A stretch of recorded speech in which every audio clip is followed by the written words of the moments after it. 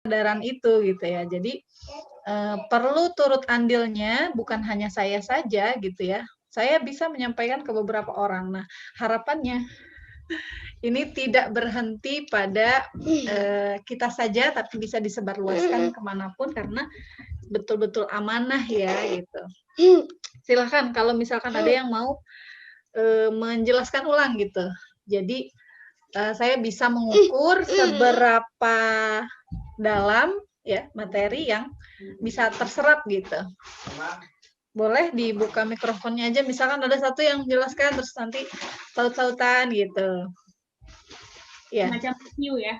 Ya, biar apa ya, nanti kalau terlalu banyak kan jadi pusing gitu. Jadi seadanya yang kemarin itu tuh apa udah terkuasai betul atau belum gitu. Jadi nanti bisa diperdalam lagi.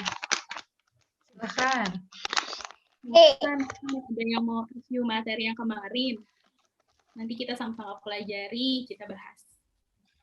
Resumenya gitu lah. Resumenya dari pembahasan kemarin ya. Silahkan yang mau buka mikrofonnya.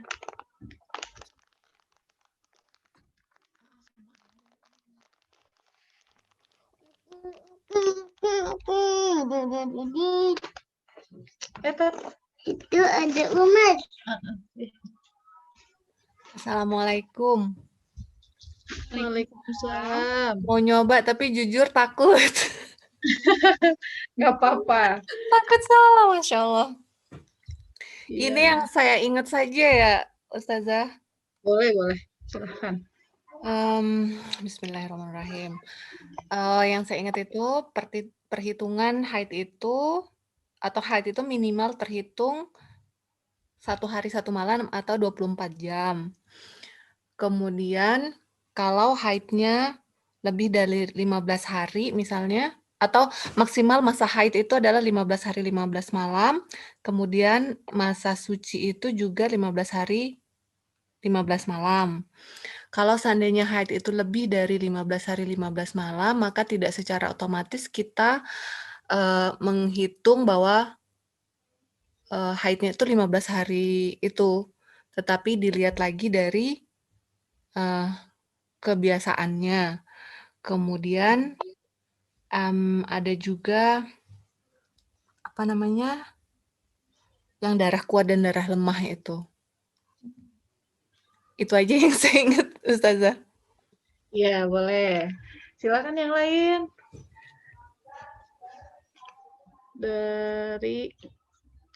Udah bagus itu sih. Boleh yang lain, saya biar tahu seberapa antusiasnya gitu, maksudnya itu udah terserapnya apa gitu. Silahkan. Gak usah takut salah, nggak apa-apa. Kalau salah pun juga apa-apa. Salah nggak dihukum ya, Ustazah. Iya. Yang ibu-ibu mungkin boleh, yang udah mendekati usia menopause boleh.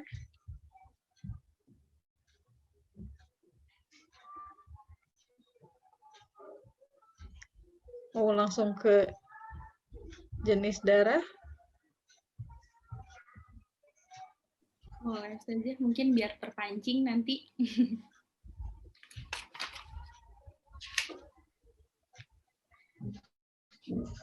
Gimana? Kok kayaknya takut-takut. Dari dulu mungkin ya Ustazah, biar nanti Oh iya, boleh. Kita mulai terpancing nih, bertanya. Oh iya, siap. Membahas. Ya, saya ingin menyinggung masalah apakah ketika kita haid, kemudian ada bagian tubuh yang terlepas, ya. Sebelum saya ke darah kuat darah lemah ya, karena ini darah kuat darah lemah itu lumayan menyita konsentrasi gitu.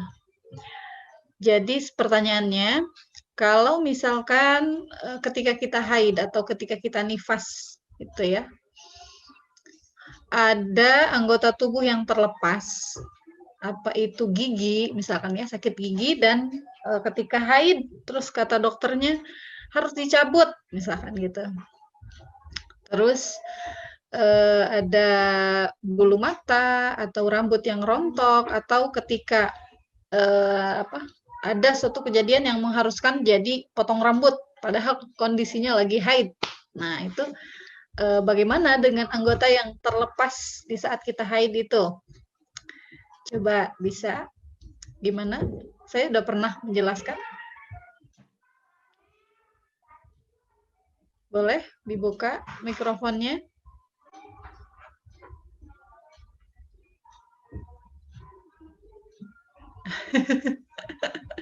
Halo, ini hadir semua. Disimpan bukan teh, maksudnya dikubur di Ya, tanah. jadi kan ketika haid itu kita mandi itu wajib terbasuh semuanya ya. Tapi ketika ada anggota yang terlepas itu bagaimana gitu?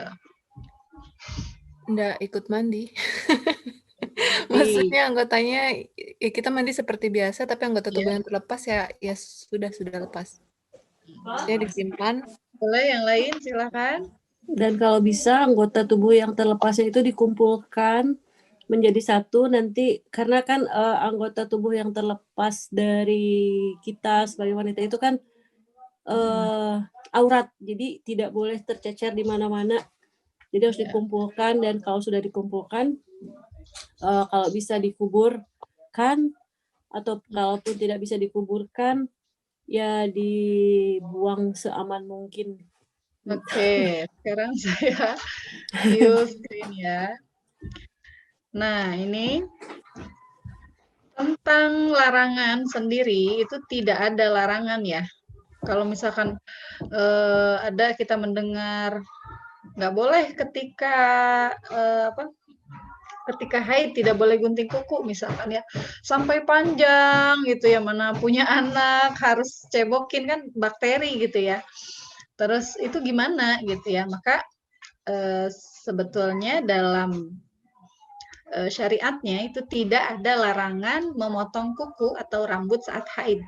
Apalagi ketika kata dokter ini harus segera dicabut gitu ya. Kalau nunggu kita selesai periode haidnya justru akan semakin parah misalkan gitu ya. Nah, itu tidak masalah gitu ya. Jadi sunnah untuk tidak memotongnya. Ya, bisa digarisbawahi, bisa ya dicatat bahwa anjurannya memang untuk tidak dipotong gitu.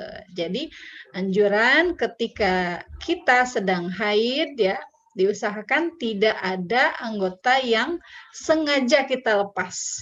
Kalau rambut itu kan memang rawan terlepas ya.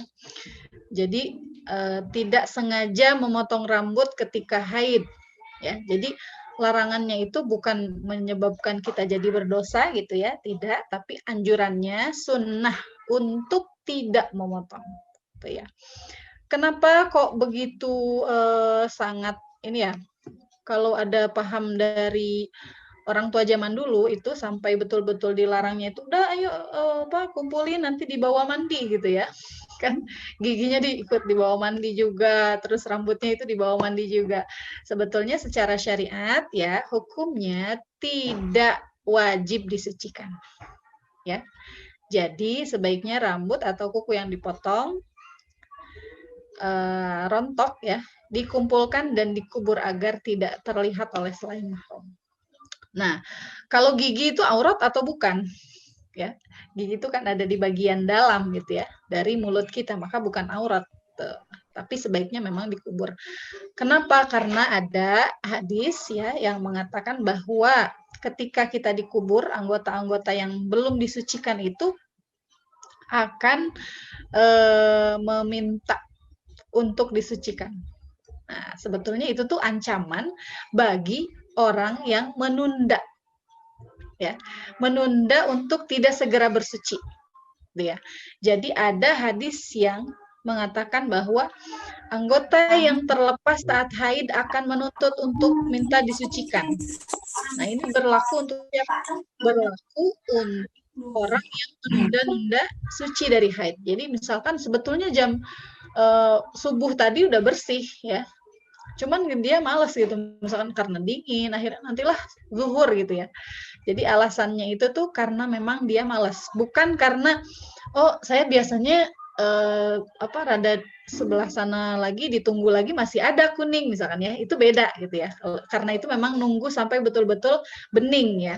Tapi kalau menundanya itu karena dia malas, padahal udah ketika dicek, dicolek gitu ya, warnanya bening ya, tapi dia tidak segera bersuci ya, itu akan dapat hadis yang berisi ancaman tadi gitu ya.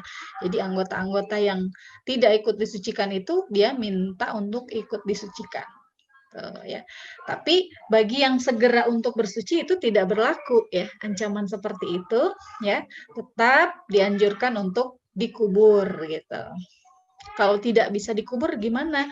Misalkan nggak memungkinkan kita mencari tanah untuk mengubur ya, kayak di Jerman kan kemarin bilang sulit gitu ya, gimana ya bisa dialirkan di air mengalir gitu ya, atau di sungai gitu ya.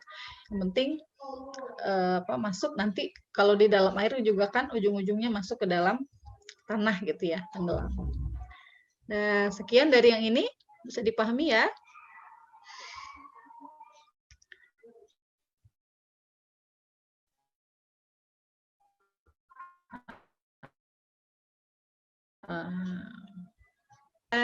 Ingin mengulas lagi yang ini. Kapan sih ya seseorang itu dihukumi haid? Kemarin ada yang bertanya sama saya, kalau orang pendarahan itu haid bukan gitu ya? Jadi lagi hamil ya kondisinya, kemudian dia mengeluarkan darah terus-terusan, itu secara medis kan harus segera periksa ya. Kalau lagi hamil, kemudian pengalaman saya tahun kemarin itu saya sempat keguguran, itu ketika keluar darah yang banyak cc sampai berapa cc gitu ya kata dokter tuh, itu segera saya langsung masuk ke sebutnya UGD bersalin ya, karena ada khusus sendiri ya. Iya. Nah kemudian di situ kemudian timbullah pertanyaan gitu ya, apakah wanita hamil itu bisa dihukumi haid gitu ya? Jadi wanita hamil itu apa sih? Wanita hamil itu kan sebetulnya haid yang tertunda. Jadi dalam ibarat kitab yang panjang keterangannya ya, itu dijelaskan bahwa hamil itu kenapa konifas itu maksimalnya 60 hari ya, karena diambil dari 4 bulan pertama. Jadi proses menuju kehidupan janin itu kan 4 bulan ya. Jadi 4 bulan ini di jumlah tuh kan jadi 120 hari ya. Jadi maksimal haid itu kan 15. 15 dikali 4 berapa?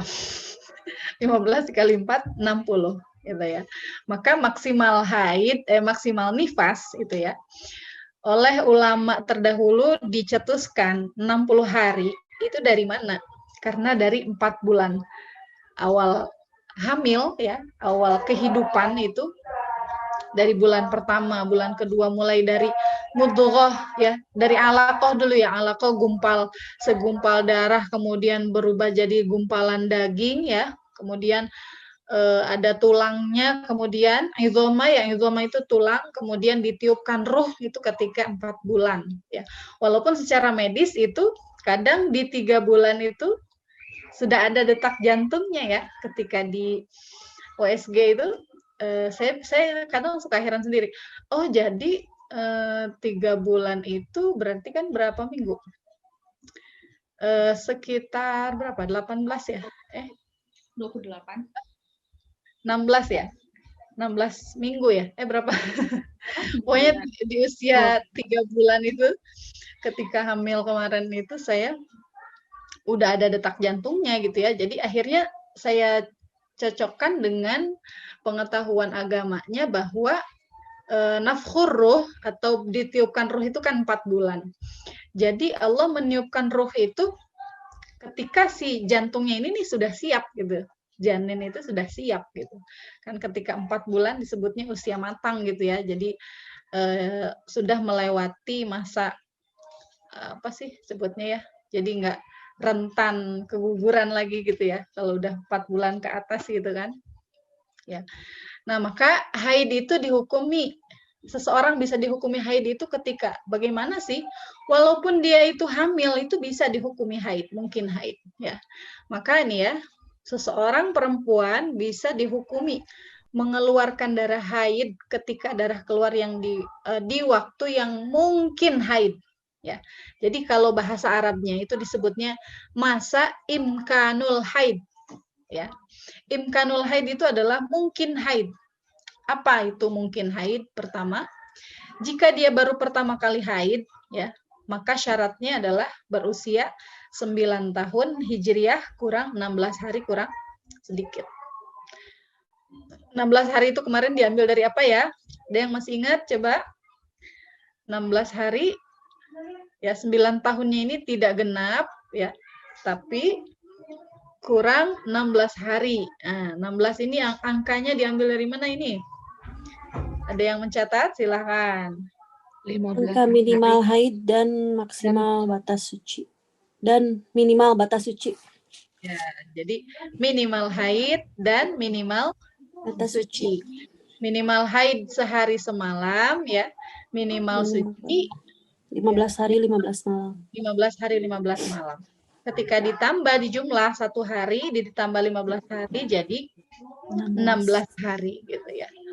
Nah, jika usianya sudah tepat 9 tahun ya, maka disebut imkanul haid. Ketika kita ada ponakan atau anak atau misalkan adik gitu ya, bilang, oh itu darah apa? Nih, lihat nih ini. Ini darah apa misalkan gitu ya. Nah, itu kita lihat usianya secara hijriah ya, secara tahunnya tahun hijriah. Kita lihat apakah itu sudah 9 tahun hijriah. Kalau sudah 9 tahun hijriah berarti mungkin haid. Ya. Jadi disebut mungkin haid itu memenuhi persyaratan usia haid. Ya. Kemudian yang kedua, jika dia sudah pernah haid dan suci, ya, maka dihukumi haid lagi ketika keluar darah setelah masa sucinya mencapai 15 hari. Pemisah antara haid yang pertama dengan haid yang kedua itu harus 15 hari. Ketika ada kasus ibu hamil tadi ya, kemarin ada pertanyaan ke saya, temannya itu hamil, kemudian pendarahan. Hamilnya itu di usia 2 bulan. Ya, berarti kan dari HPHT-nya, dari hari pertama haid terakhir menuju ke usia 2 bulan itu kan sudah melewati 15 hari udah ya, masa minimal suci gitu ya. Maka walaupun dia sedang hamil ya, dia berada di masa imkanul haid, ya, masa yang mungkin untuk dihukumi haid. Ya.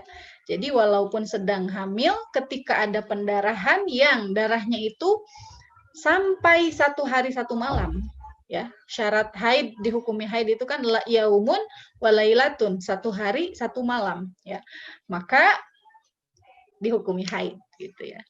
Jadi kondisi saya waktu itu, pengalaman saya sebelum dikuret ya, karena harus kuretase, itu hukumnya haid gitu ya. Karena berapa hari waktu itu? 2 hari kayaknya. Oh, enggak sampai 2 hari. 1 hari 1 malam kalau nggak salah. Nah, itu haid. Kemudian dikuret, dibersihkan, keluar lagi darah, itu nifas. Ya. Jadi walaupun belum mencapai 4 bulan, jadi ada beberapa pendapat gitu ya, yang mengatakan tentang minimal nifas. Ini kita belum bahas nifas ya, tapi saya jelaskan sedikit aja. Jadi nifas itu kapan sih dikatakan nifas? Ketika memang yakin bahwa darahnya itu keluar karena ada kandungan di dalamnya. Ketika di USG ada kehidupan, ada kantung rahim, ya, walaupun belum dinafkhir ruh, itu sudah disebut hamil, dan ketika keguguran itu nifas, ya.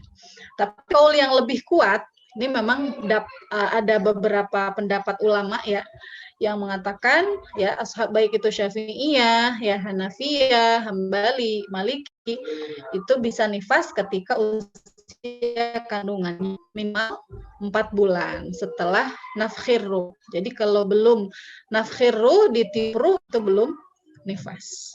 Ya, maka ibu hamil bisa nggak disebut haid ketika dia mengeluarkan darah? Jawabannya adalah mungkin aja gitu ya. Tapi syaratnya ya darah yang keluar harus mencapai masa minimal haid ya, yaitu 24 hari malam. Tuh, sampai sini dulu. Saya buka pertanyaan dulu. Silahkan sebelum ditambah. Baik, silakan bagi para yang ingin bertanya bisa tulis di kolom chat atau bertanya langsung. Ya, Ini. boleh.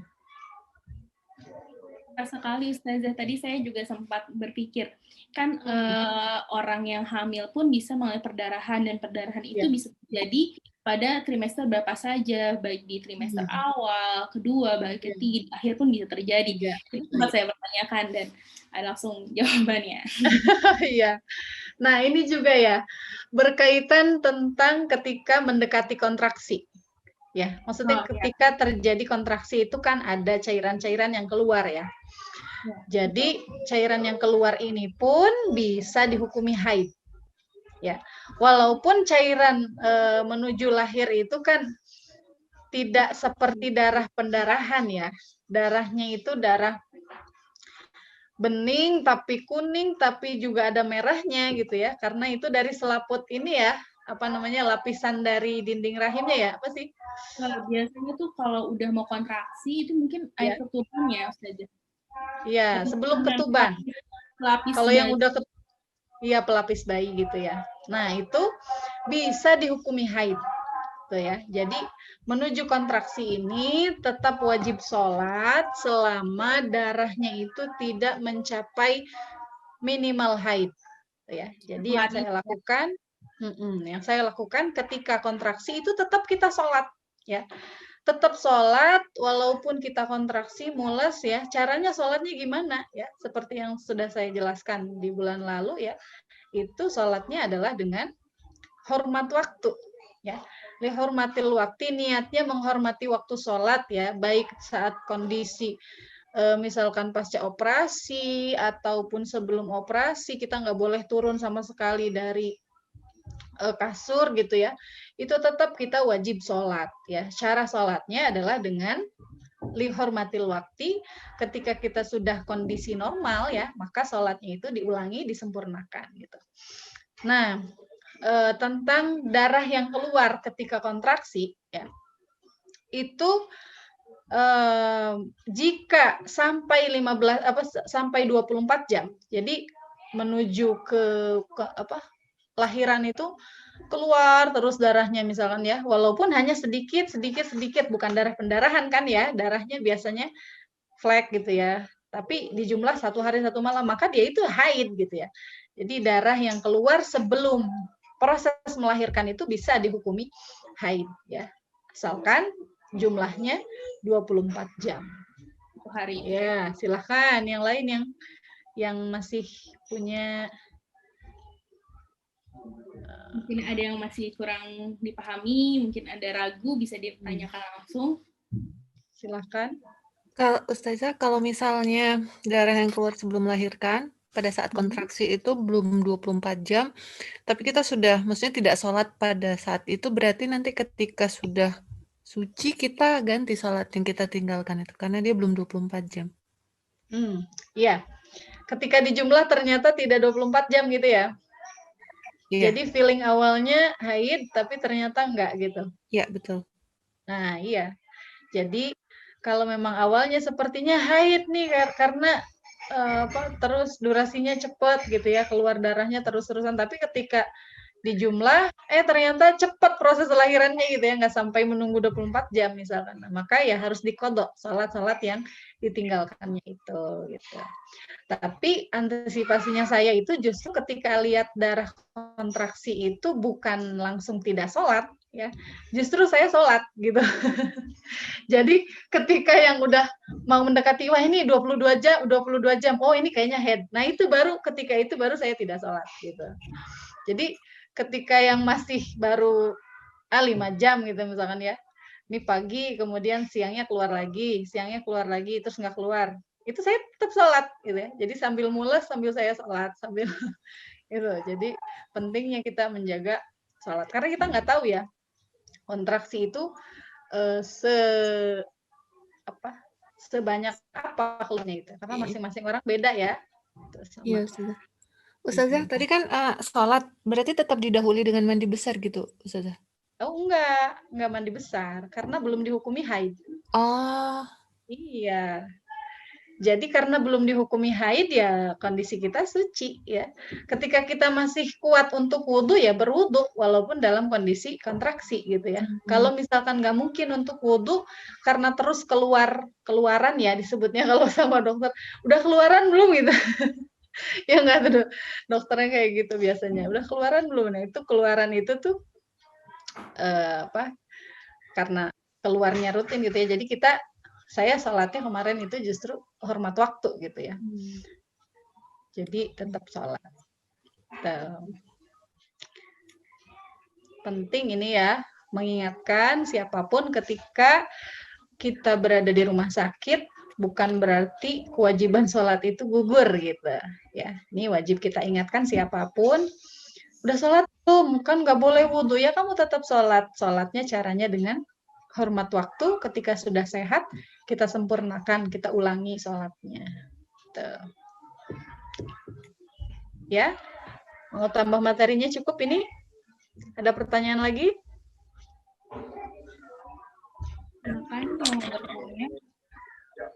Ya, Kak Yola izin bertanya, Kak. Silakan. Silakan. Jadi kan kalau misalkan kita mau mandi suci setelah haid, nah kan kita dianjurkan untuk wudhu dulu. Nah kalau misalkan setelah wudhu tiba-tiba kita batal, apa kita langsung lanjutkan lagi ke mandinya atau kita wudhu lagi? Terputus ya. Saya paham sih pertanyaannya. Coba ya, kalau salah nanti bisa di ini. Jadi kondisinya ketika sebelum mandi besar itu dianjurkan untuk wudhu. Wudhunya ini wudhu sunnah ya, bukan liraf'il hadas. Jadi niat wudhu itu kan liraf'il hadas ya. Liraf'il hadas itu kan artinya untuk menghilangkan hadas. Nawaitul wudu'a liraf'il hadatsil asghari. Aku niat berwudu karena ya menghilangkan hadas kecil. Nah, karena kita ini kondisinya suci dari haid ya, maka otomatis berhadas apa? Ya, hadasnya hadas besar kan? Maka tidak bisa kita niat wudu sunnah sebelum mandi dengan niat liraf'il hadatsil asghar. Ya, tidak bisa dengan niat menghilangkan hadas karena kita sedang berhadas besar. Maka niat ketika sebelum mandi besar kita dianjurkan wudhu itu bukan untuk menghilangkan hadas, tapi untuk sunnah, melakukan sunnah mandi. Ya, jadi nawaitul wudu'a sunnatan lillahi ta'ala. Aku niat wudhu karena melakukan sunnah sebelum mandi besar. Sebelum mandi besar itu banyak sunnahnya, seperti bersiwak ya. Siwak itu anjurannya menggunakan kayu siwak. Tapi kalau kita tidak punya ya atau lupa dibawa ke kamar mandi, boleh kita siwaknya dengan sikat gigi dengan niat aku niat bersiwak, itu dapat kesunahannya ya. Jadi siwak ini dianjurkan ketika apapun ya, itu untuk menghilangkan sesuatu yang menyulitkan kita dalam membaca Al-Qur'an itu ya. Karena memang ya disebutnya apa sih bahasa Sundanya tuh lamad gitu. Jadi ada yang menghalangi kefasihan kita ketika kita membaca Al-Qur'an ya. Untuk beribadah biar lebih mudah itu dianjurkan untuk bersiwak Ketika mau tidur, bangun tidur, mau makan, sebelum makan, setelah makan ya, itu dianjurkan untuk bersiwak. Nah, siwak yang sunnah ini itu adalah bukan sekedar sikat gigi ya, tapi dengan niat. Ya, saya sudah pernah jelaskan waktu bab siwak ya. Apa itu dalam? Jadi niat bersiwak itu bisa pakai pakaian kita ini ya, yang penting dia syaratnya itu teksturnya kasar gitu ya. Kalau misalkan kita pas lagi mau sholat gitu ya, wah saya pengen dapat kesunahan siwak nih gitu ya, tapi belum punya siwaknya, ya udah pakai muken aja gitu. Asalkan nggak ada jigongnya. Bisa gitu ya. Jadi saya niat bersiwak sunnah karena Allah, itu dapat pahalanya siwak gitu ya. Karena memang kesunahan-kesunahan sebelum mandi itu banyak. Di antaranya ya wudhu, kemudian bersiwak ya. Terus membersihkan najis dan lain sebagainya. Nanti dijelaskan khusus untuk proses mandi besar ya. Ada yang mau ditanyakan ini? Silahkan dari materi yang ini. Tahu saya buka. Baik, ada yang mau bertanya? Mungkin saja saya mau coba tanya. Ini kan keadaan perdarahan di luar haid, ya di luar yang rutinitas biasa. Contohnya tadi kan pada saat kehamilan ya. Nah, kalau misalnya kondisinya sedang tidak hamil, nah namun ada penyakit tertentu, misalnya seperti kanker serviks. Nah, itu kan perdarahannya banyak dan itu juga misalnya dia baru tahu nih, baru didiagnosis berapa bulan ini, lalu tiba-tiba darahnya banyak dan menjadi kita kalau lihat haid itu lihat di sebelumnya gimana kebiasaannya, dan ini akan menjadi kebiasaan karena darahnya terus banyak keluar. Itu bagaimana, Ustazah? Sama ya, jadi disebut masa imkanul haid ya. Ini kan ada tanda kutipnya ya. Mungkin haid ya. Itu harus memenuhi syarat dua ini. Jadi walaupun yang bersangkutan dia sedang sakit gitu ya, mudah-mudahan semuanya diberikan kesehatan ya, kesehatan rahim, zahir, batin. Jadi kalau memang pendarahan yang terjadi ketika serviksnya bermasalah gitu ya. Jika darahnya itu keluarnya itu di masa imkanul haid, ya. Imkanul haid itu adalah masa atau waktu yang mungkin haid. Mungkin haid itu bagaimana? Jadi setelah haid yang terakhir itu sudah terjeda 15 hari. Bisa dipahami nggak? Jadi sebelum dia mengeluarkan darah dari serviksnya yang sakit ya, itu ada jeda 15 hari. Ya. Jadi sudah haid kemudian terjeda 15 hari minimal ya, minimal masa suci itu kan 15 hari. Atau terjeda 17 hari atau terjeda 20 hari, kemudian terjadilah pendarahan itu ya, maka darahnya itu dihukumi haid gitu ya. Jadi apapun darahnya, kondisinya ketika keluarnya itu di masa imkanul haid ya, maka bisa dihukumi haid. Nah, ketika dia misalkan serviksnya itu pendarahan terus banyak ya, maka misalkan 18 hari keluar darahnya terus-terusan ya, maka tidak serta-merta dengan mudah 15-nya haid, 3-nya istihadah ya. Tapi kembali ke ya. Mulai ke sini berarti. Bisa kelihatan nggak? Ini sebetulnya mengenal macam-macam darah, tapi saya ingatkan lagi di 7 macam kategori haid yang kemarin sudah sebutkan, baru 4 ya. Ada yang mencatat nggak? Ya, jadi ketika seorang wanita mengeluarkan darah haid melewati masa maksimalnya ya, 15 hari 15 malam ya, maka wanita tersebut berstatus mustahadah. Ya. Mustahadah itu apa sih? Haidnya bercampur dengan istihadah. Oh, kalau bercampur berarti mana yang dihukumi haid, mana yang dihukumi istihadah. Tuh, ya. Nah, penghukuman mustahadah ini ada 7. Coba yang punya catatan kemarin boleh. Yang pertama namanya mubtadi'ah mumayyizah. Siapakah mubtadi'ah mumayyizah? Boleh dibuka mikrofonnya, silakan. Wanita yang bisa membedakan darah untuk perempuan wanita yang pemula haid awal. Ya, jadi mubtadi'ah itu apa? Ibtida adalah pemula, ya, pemula wanita yang pertama kali haid, tapi mumayyizah. Mumayyizah adalah Bisa membedakan. bisa membedakan mana darah kuat, ya, mana darah lemah. Kemudian yang kedua, mubtadi'ah ghairu mumayyizah. Mubtadi'ah tadi pemula, ya, ghairu mumayyizah yang tidak bisa membedakan mana darah kuat, mana darah lemah. Ya. Kemudian yang ketiga, mu'tadah mumayyizah. Mu'tadah dari adat, yaitu wanita yang memiliki kebiasaan, berarti haid. bukan lagi pemula, ya, tapi sudah pernah haid, disebutnya mu'tadah mumayyizah. Nah, ya, perlu dicatat ya, 7 kategori ini terlakunya ketika berstatus mustahadah.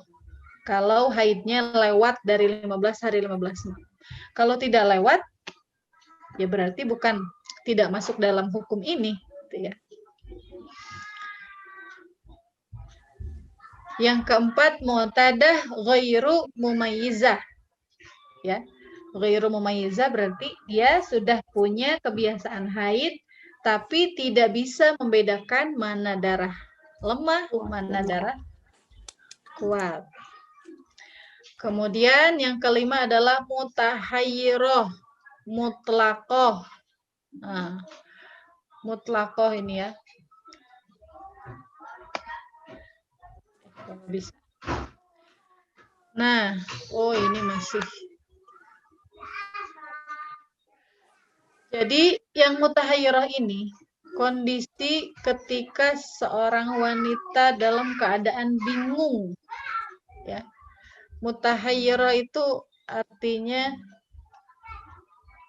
bingung, ya. Jadi kenapa dia disebut bingung? Karena tidak ada satupun yang dia ingat. Nasiyah, nasi itu artinya lupa, gitu ya.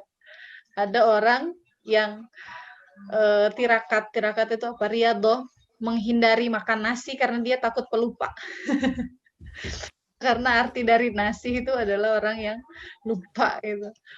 Nah, ini ya, nasiyah lil wakti wal adadi. Dia lupa pada waktu dan jumlah harinya.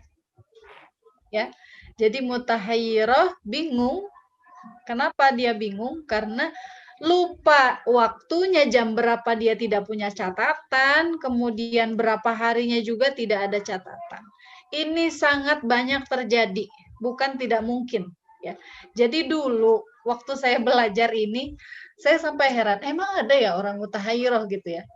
Ternyata setelah mengalami, maksudnya banyak orang bertanya gitu ya. Ini terjadinya itu ketika misalkan dia menyusui kemudian lama nggak haid ya. Jadi hari terakhir haidnya itu ketika dia sebelum hamil gitu ya. Kemudian dia lupa HPHT-nya, hari pertama haid terakhirnya kapan, terus sucinya kapan, dia lupa, nggak ada catatannya sama sekali. Kemudian haidnya itu setelah si anaknya itu sudah makan atau anaknya itu udah bisa jalan baru dia haid.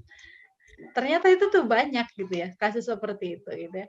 Nah, orang yang tidak ada catatan sama sekali, waktunya tidak ada, jumlah harinya pun tidak ada, kemudian dia tiba-tiba haidnya banyak sampai 18 hari atau sampai 20 hari ya, maka dia statusnya adalah mutahayyirah. Orang yang bingung. Dan hukum mutahayyirah ini rumit karena bingung mana haidnya, mana istihadahnya, maka setiap dia mau sholat dia harus mandi besar. Ya, subhanallah. Jadi orang yang mutahayyirah ini ketika setiap mau sholat, dia harus mandi besar. Tuh. Maka penting, saya selalu ingatkan ya, bahwa mencatat jam, ya, kapan keluar darah, kapan berhenti, tanggalnya harus dicatat. Ya, karena kita tidak pernah tahu kondisi tubuh kita ini akan seperti apa nantinya gitu ya. Jadi harus dicatat. Gitu. Penting sekali. Kadang saya juga suka bingung kalau ada orang yang nanya tapi bingung jumlahnya gitu ya. Kemudian gini deh biar kelihatan. Nah, yang kelima, yang keenam ya, mutahayyirah dzakiran lil waqti nasiyah lil adadi. Nah, ini ada dia mutahayyirah, bingung, tapi masih ingat pada waktunya. Cuman dia lupa jumlah bilangan harinya. Ya. Jadi waktu keluarnya dia ingat, tapi jumlah harinya dia lupa. Kemudian yang ketujuh, mutahayyirah dzakirah lil adadi nasiyah lil waqti. Dia bingung, tapi dia ingat jumlah harinya ingat, cuman waktu tepat keluarnya itu kapan? Lupa. Ya, yang ketujuh. Jadi ada yang ingat waktunya saja, lupa bilangan harinya. Ada yang ingat bilangan harinya, tapi lupa waktu keluarnya kapan. Ya. Bisa dipahami ya? Jadi 7 kategori ini belum dijelaskan mubtadiah itu gimana, gitu ya. Yang penting dasarnya ini ya, bahwa ketika seorang wanita mengeluarkan darah lewat dari 15 hari, lewat itu gimana sih? Ketika genap di 15 harinya itu ada darah. Ya. Saya ulangi lagi nih ya. Bagaimana mengetahui genap 15 hari? Itu sesuai dengan jam keluar atau jam berhenti. Genap 15 hari ini sesuai dengan jam ya. Ketika kita menentukan 15 hari haid. Wah, ini saya udah 15 hari nih haidnya. Itu jamnya jam keluar atau jam apa? Jam berhenti. Jam berhenti ya. Jam berhenti itu jam berhenti itu fungsinya untuk menghitung masa suci. Ya. Jam berhenti haid fungsinya untuk menghitung berapa hari masa suci. Ya. Berhenti haid itu kan berarti dia suci kan? Mandi kan? Nah, dia suci mandi jam berapa? Misalkan jam 7 pagi. Kemudian sudah berlalu 15 hari ya. Jam 7 pagi tepat lah baru dia dikatakan 15 hari gitu ya. Jadi ketika di 16 harinya keluar darah itu udah mencukupi gitu ya. Asalkan pemisah antara haid yang pertama dengan haid yang kedua ada 15 hari. Ya. Jadi sekali lagi fungsi dari jam berhenti adalah untuk menghitung masa suci. Masa suci. Gitu ya. Nah, darah yang pertama keluar harus ditulis jamnya itu untuk menghitung masa haid ya. Jadi haid ini udah berapa hari gitu ya. Itu hitungannya apa? Hitungannya ya pertama kali keluar. Maka penting gitu ya. Jangan sampai karena kita penuh dengan kesibukan harian ya sampai kita lupa sudah lewat, udah mendekati 15 hari, pas 14 hari baru ingat, oh iya kemarin keluarnya jam berapa ya, lupa gitu ya. Makanya harus segera ketika keluar darah, langsung kita catat ya. Jam segini keluar, kalau misalkan belum sempat sholat, berarti qadha sholat, ya, harus dicatat dengan jam dan juga qadha sholatnya. Ya. Karena yang namanya perempuan itu pelupa, ya. Semua wanita itu pelupa. Kalau nggak lupa tuh ya nggak bakalan mau lahiran terus karena sakit. Karena wanita pelupa tuh ya, itu anugerahnya wanita itu. Jadi harus buru-buru dicatat jamnya berapa. Nah, ya. Bisa dipahami ya. Jadi 7 macam ini ya berfungsi ketika mana? Haidnya melewati masa maksimal. 15 Tanda dari melewati itu adalah ketika genap 15 harinya itu ada darah. Ya. Kalau di 14 berhenti, kemudian 15 berhenti, 16 keluar, ya, maka tidak berlaku hukum yang 7 ini. Ya, bisa dipahami ya. Jadi kalau kasusnya ada orang keluar darah di hari ke-14 berhenti, 15 berhenti juga, 16 keluar darah, ya, maka haidnya itu 14 hari. Ya, di hari ke-16 ini istihadah, tidak perlu kita melihat ke 7 hukum ini. Ya, kalau di 15 harinya itu tidak ada darah sama sekali. Ya, maka penting. Siapapun ketika ada yang nanya gitu ya, pasti karena kita udah pernah belajar, itu pasti ada orang yang nanya ke kita. Padahal orang tuh nggak tahu kalau kita udah belajar ilmu haid gitu ya. Tapi ada aja ya. Assalamualaikum, mau nanya ini gini gitu ya. Itu diterima. Kalau ada orang yang nanya tentang haid, terima. Karena itu pelajaran. Wah, ini dapat amanah dari Allah nih. Gitu ya. Dapat soal haid. Silahkan yang mau bertanya. Ustazah mau tanya. Boleh. Yang tadi kan kalau misalnya dia haid 14 hari, kemudian hari ke-15-nya dia off, ke-16 dia keluar darah lagi, maka itu termasuk istihadah ya Ustazah? Ya, haidnya 14 hari. Ya, haidnya 14 hari, istihadahnya mulai dari yang ke-16 tadi. 16, iya betul. Itu ketika istihadah itu bagaimana kita sholat dan lain sebagainya, Ustazah, untuk ibadah-ibadahnya? Oke, siap. Jadi persyaratan ketika kita haid, saya di kamar nih gelap ternyata ya, baru sadar. Bentar, saya cari gambarnya dulu. Ketika kita mau sholat dalam kondisi istihadah, itu ada persyaratannya. Karena apa? Karena kondisi mustahadah itu kan darahnya keluar terus, ya. Maka kalau niat wudunya lirafil hadas itu jelas tidak tepat. Tuh. Kenapa? Karena darahnya keluar terus. Tuh. Ini tata caranya ya, saya buka ya, sebentar.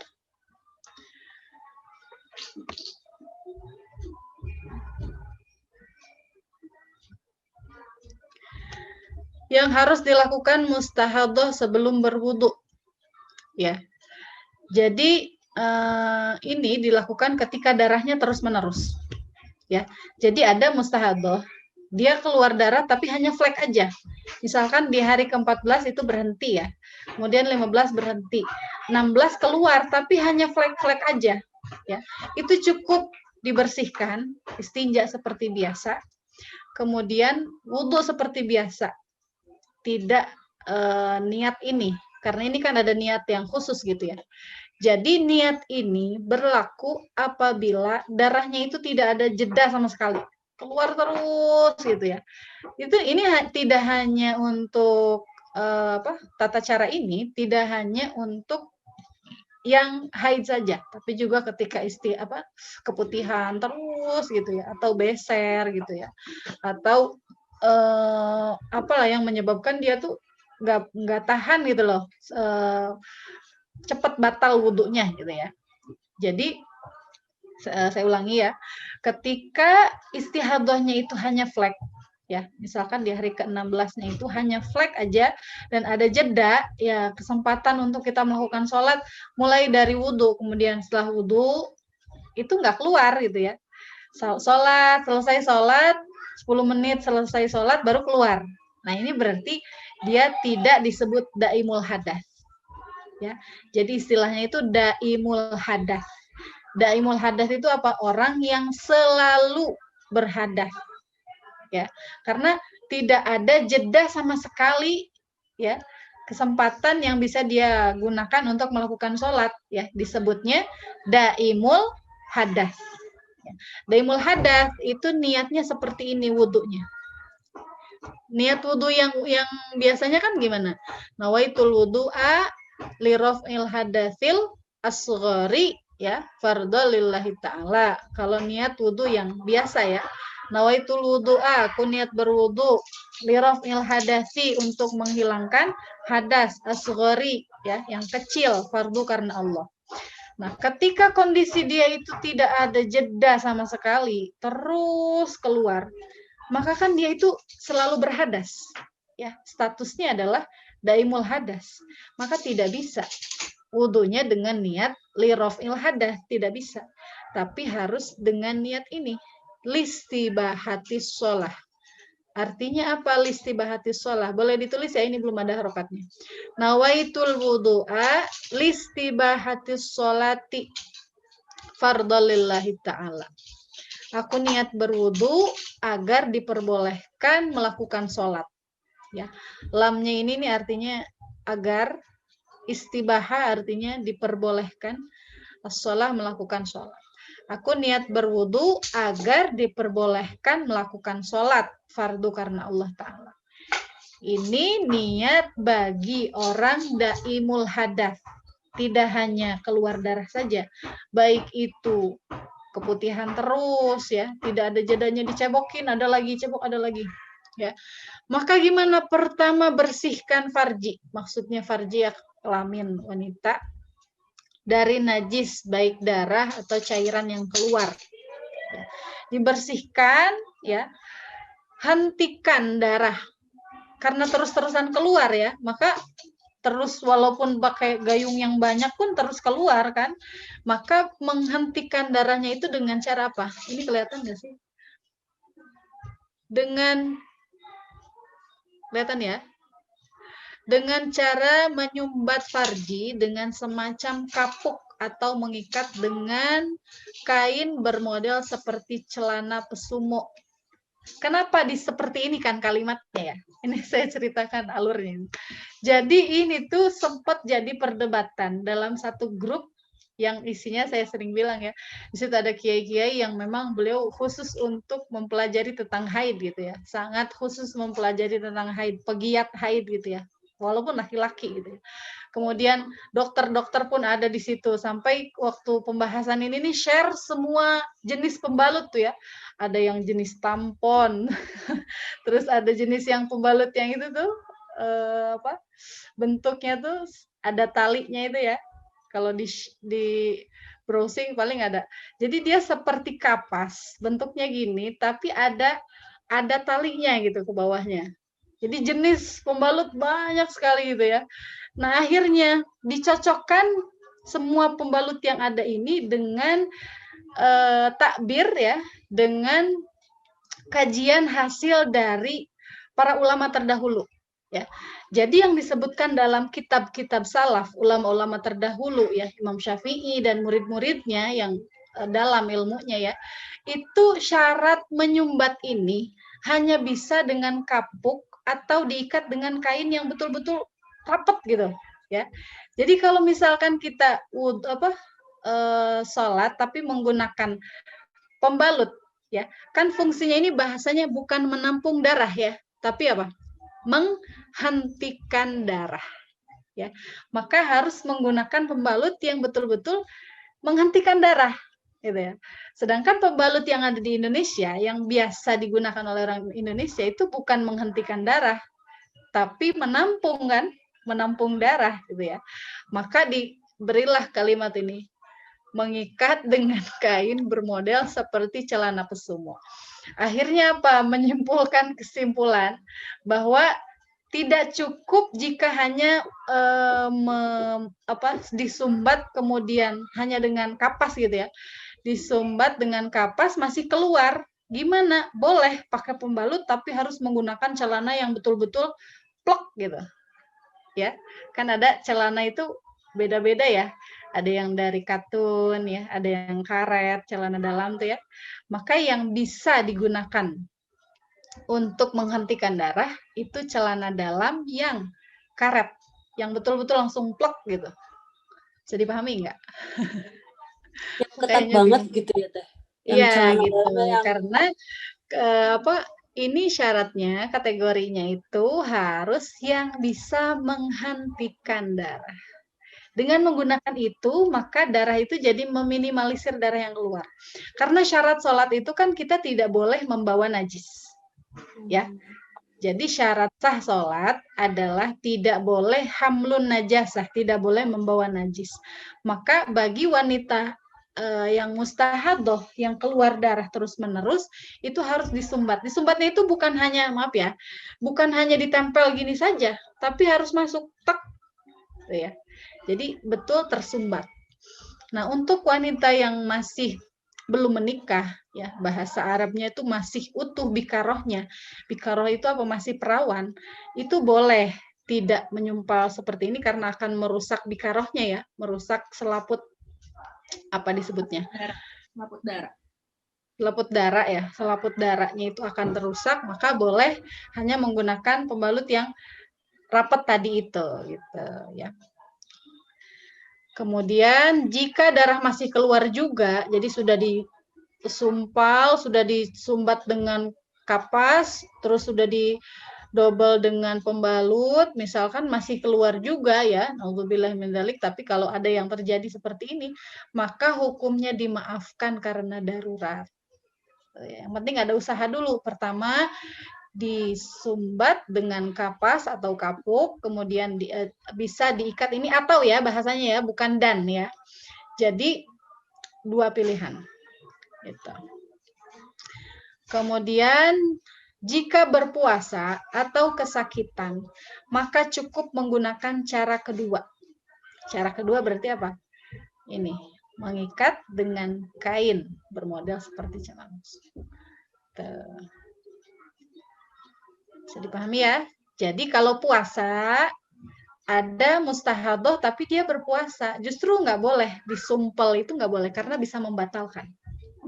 Ya, jadi ketika kita sedang berpuasa, kemudian BAB, ya, dan kita sengaja masukkan jari, ya, ke lubang dubur, gitu, ya, padahal tidak harus seperti itu kan, bisa dicebok biasa pun bisa, gitu, ya, tapi pengen nggak ada masalah apa-apa, ya, sampai tangannya masuk, gitu, misalkan, itu bisa batal puasanya, ya. Maka harus berhati-hati ketika kita sedang berpuasa, itu hati-hati, termasuk ketika puasa tapi istihadoh, berarti tidak perlu disumbat dengan kapas, ya, cukup dengan menggunakan celana yang ketat tadi.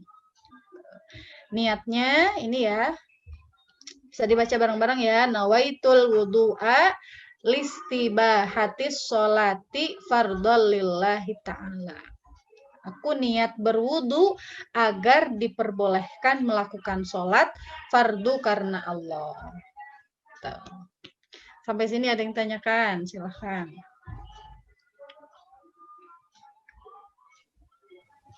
Baik, silakan. Yang mau bertanya? Izin bertanya. Ketika istihadah tadi, kalau misalnya pas puasa bulan Ramadan, berarti dia tidak terhitung, ini kan Ustazah, ya, tidak harus mengganti nanti ketika tetap terhitung puasa, gitu. Nah, iya. Makanya itu justru ada solusi seperti ini, ya. Maka wanita istihadah itu tetap wajib puasa. Oh. Ya. Jadi ada kesalahpahaman di masyarakat yang termasuk lumrah juga, ya, saya sering dengar. Kalau istihadah itu nggak wajib puasa, katanya. Istihadah tetap wajib puasa, gitu, ya. Jadi istihadah ini tetap wajib puasa dan melakukan cara-cara yang sesuai seperti ini tadi. Tuh. Ya. Bisa dipahami, ya? Ya, sudah. Terima kasih.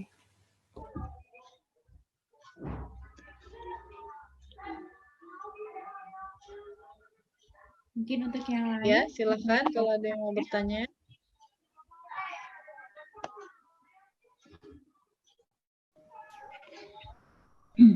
Aku nggak tanya sih, maaf. Aku nggak tanya, cuma aku kok nggak ini, ya. Lemot nih, lemot. Aku lemot, masuknya cuma yang ini, termasuk sedikit. Yang ini masuk di otakku, nggak tahu ya kenapa, ya. Bagiku, complete sear itu membingungkan, ya, meskipun Ustadz Azah itu sudah menerangkan, tapi aku itu kok dari sini nanti ke sini, nanti ke sana. Jadi aku belum fokus, udah balik lagi tema yang lain. Jadi akunya juga gaptek gitu, maaf, ya. Jadi aku hari ini apa akunya yang bingung atau mungkin yang lain juga ada yang bingung gitu. Maaf ya, jadi Boleh, aku kalau yang lain bingung boleh saya kasih masukan ke saya. Mungkin saya terlalu lari-lari bahasanya. iya lari-lari maksudnya itu. Padahal aku udah berusaha fokus banget gitu. Jadi aku bingung apa yang harus aku tanya. Jadi Iya, aku iya, nggak iya. tanya dulu ya, lagi memfokuskan diriku dulu gitu lah. Baik, baik. Jadi memang mempelajari ilmu haid ini bertahap sekali gitu ya. Kenapa kok saya sering bilang diulangi yang kemarin ini gimana gitu ya? Karena memang ya tidak semua orang langsung tek gitu ya. Kenapa? Karena hitung-hitungan gitu ya. Dengan membayangkan dulu awalnya. Saya sering memberikan ini anaknya kayaknya dikasih contoh dulu gitu ya. Karena dengan contoh itu justru lebih mudah untuk memahami gitu. Dan jangan putus asa. Kalau kita belum paham itu jangan putus asa karena pahalanya tetap dapat, Bu Ari. Ya. Jadi belajar itu bukan supaya pintar. Ya. Jadi tidak ada kewajiban bagi seorang murid untuk paham, tidak ada kewajiban bagi seorang guru untuk memahamkan. Karena paham dengan memahamkan itu tuh hak Allah. Ya. Hak Allah untuk membuka pikiran kita gitu ya. Maka penting gitu ya bagi kita ketika belajar itu berharap ya Allah bukakanlah hati saya untuk bisa menerima ilmu gitu ya.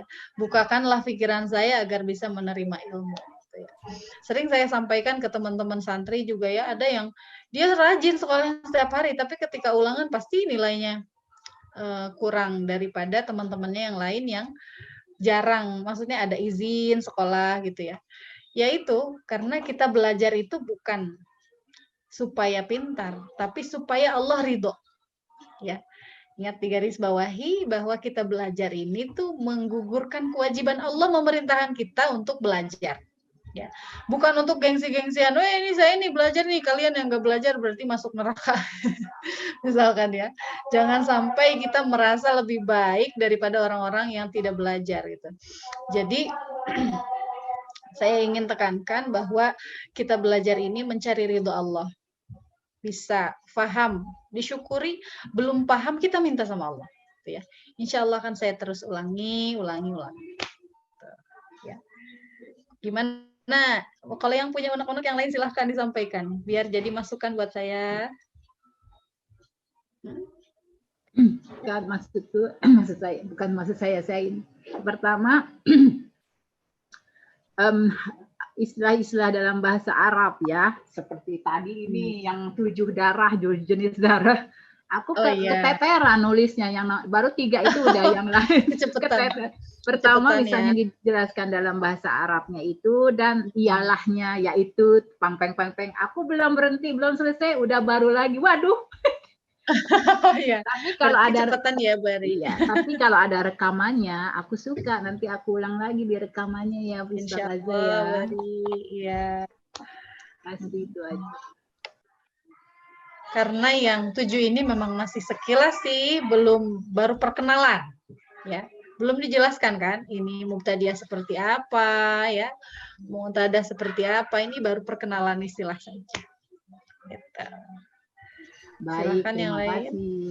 Sama-sama. Kalau mau ada pertanyaan di luar materi silahkan.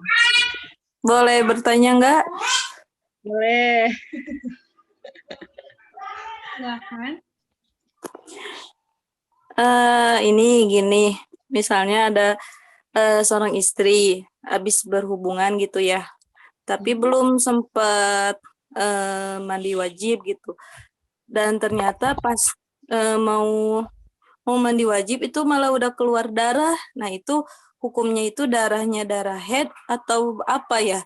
Soalnya darahnya ya memang seperti darah haid gitu. Banyak ya keluarnya. Dan gimana? Keluarnya banyak darahnya. Ya keluarnya seperti head gitu, nggak ngeflek tapi darah gitu, bentuknya merah lah gitu. Ya. Apa itu dihukumi haid? Terus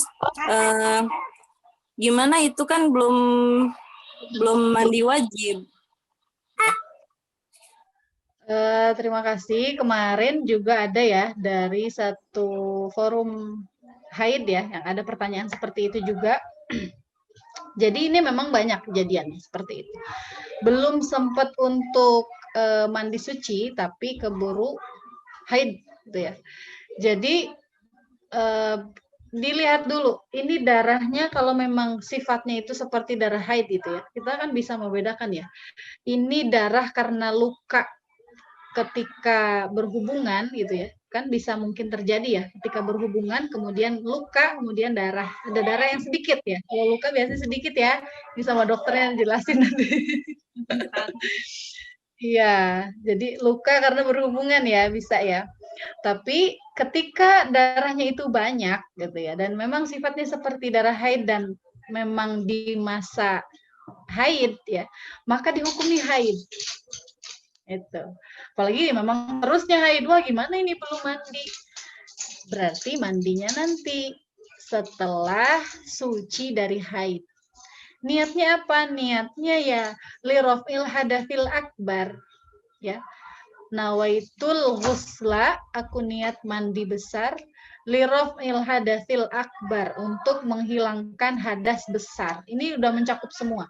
Hadas besar itu kan bisa berhubungan suami istri ya, bisa hanya keluar mani saja, atau setelah suci dari nifas ya, atau suci dari haid, itu sama, semuanya adalah hadas akbar gitu ya. Maka cukup dengan niat li raf'il hadatsil akbar gitu ya. Jadi cukup walaupun tidak sempat mandi besar. Sama ketika wiladah ya. Kan ada orang sering bertanya ya, 40 hari, ada 40 hari yang mewajibkan mandi wiladah.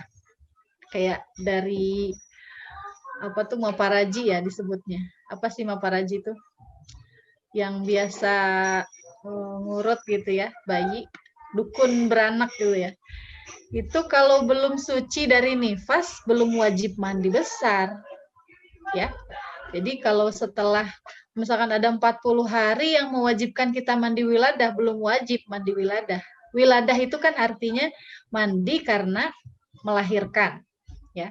Tapi kalau kondisi kita masih nifas, itu belum wajib mandi wiladah, tuh ya.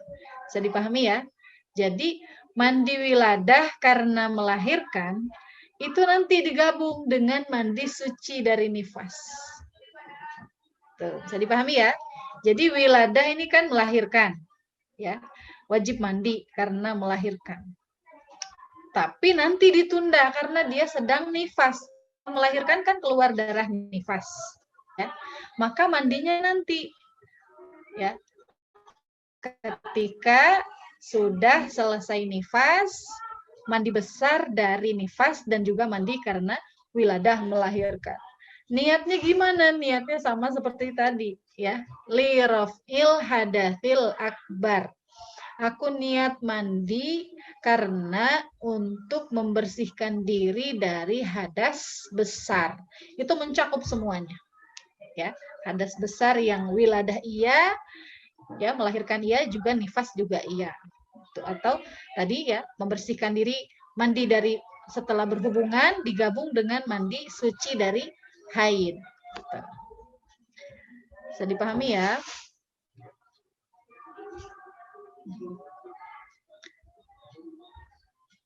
Bagaimana Mbak? Sudah bisa dipahami jawabannya? Iya. Sudah mungkin. Semoga bisa dipahami. Mungkin ada lagi yang mau mengajukan pertanyaan? Atau belum dulu? Bagaimana Ustazah? Ya udah. Kalau tidak ada, boleh dipending minggu depan. Ustazah Azah. Boleh, Bari. Aku nggak nanya. Boleh. Bolehkah aku privat WhatsApp ke Ustadz Azah? Boleh, Bari, boleh. Tolong nomornya harus hubungin ke siapa ya? Kan saya sebutkan nomornya ya. Boleh yang lain kalau ingin ada bertanya tentang haid ataupun yang lainnya silahkan ya. Semoga saya bisa jawab. Kalau saya nggak bisa jawab nanti saya tanya ke yang lebih paham lagi ya. 0857 boleh dicatat. Iya. 0857 9841 9841 3237. 0857 9841 3237. Terima Cukup kasih. ya, sama-sama Ibu. Jangan putus asa, belajar ya. Baik, untuk yang lainnya, mungkin ada yang mau tanyakan lagi? Atau Ustazah mungkin bagaimana? Mau ada yang tambahkan kembali Ustazah? Oh, sepertinya lagi gangguan ya Ustazah. Oh, Bagaimana? masa? Oh ya. Ditutup aja mungkin ya. Baik. Gimana Tatina?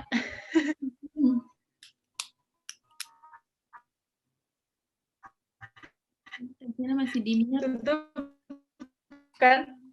Oh iya, baik. Baik, untuk pertemuan kajian kali ini mungkin kita cukupkan saja. Semoga ilmu yang kita dapat kali ini bisa kita aplikasikan, bisa menjadi berkah untuk kita semua, dan tentunya bisa menjadi ladang pahala kita semua. Baik, untuk penutupnya bagaimana Ustazah? Ditutup dengan yang qasidah itu atau? Oh iya ya. Dibaca dari siapa nih? Kemarin Tatina ya, Tatina? Belum di-share ya? View screen. Kemarin masih belum ada yang terjemahannya, masih yang kemarin. Oh, Tapi jadi saya di sini bukan co-host, jadi nggak bisa share screen. Udah di multiple. Oh ya? Iya. Saya nggak bisa. Bentar. Yang ya Robana Naftarofna itu ya? Iya. iya. Sebentar, saya cari dulu. Saya kalau ada juga. Tadi belum disiapin, saya lupa lagi.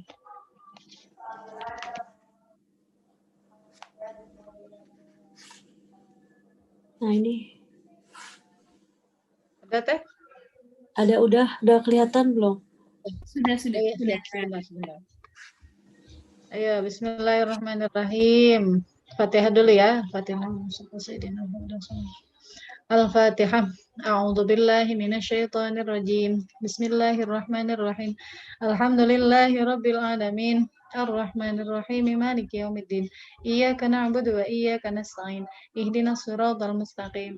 Siratal ladzina an'amta 'alaihim ghairil maghdubi 'alaihim waladdallin. Rabbighfir lana wa liwalidayna. Amin.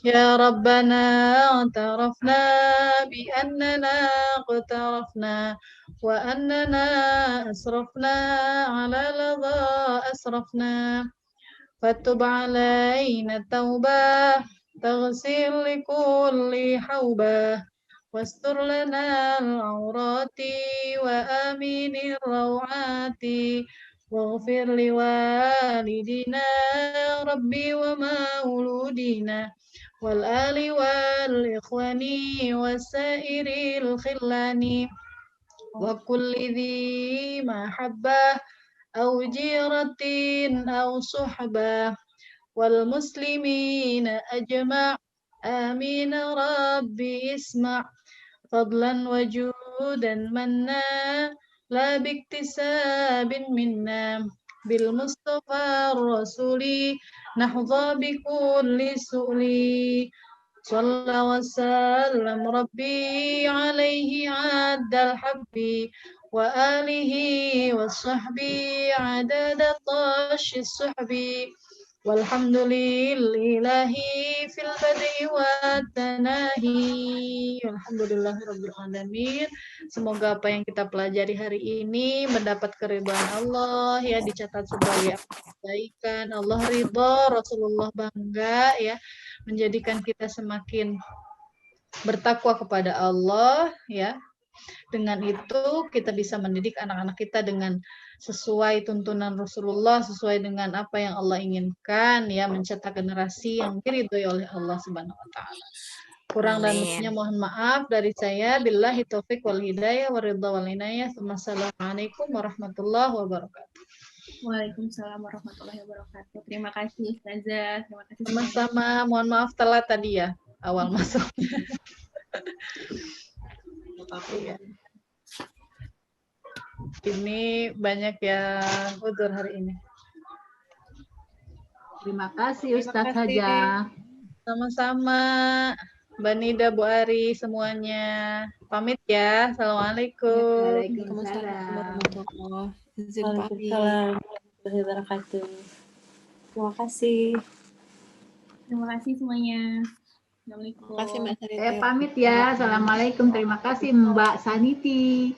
Pamit ya Mbak Taniti, terima kasih. Assalamualaikum. Waalaikumsalam warahmatullahi wabarakatuh.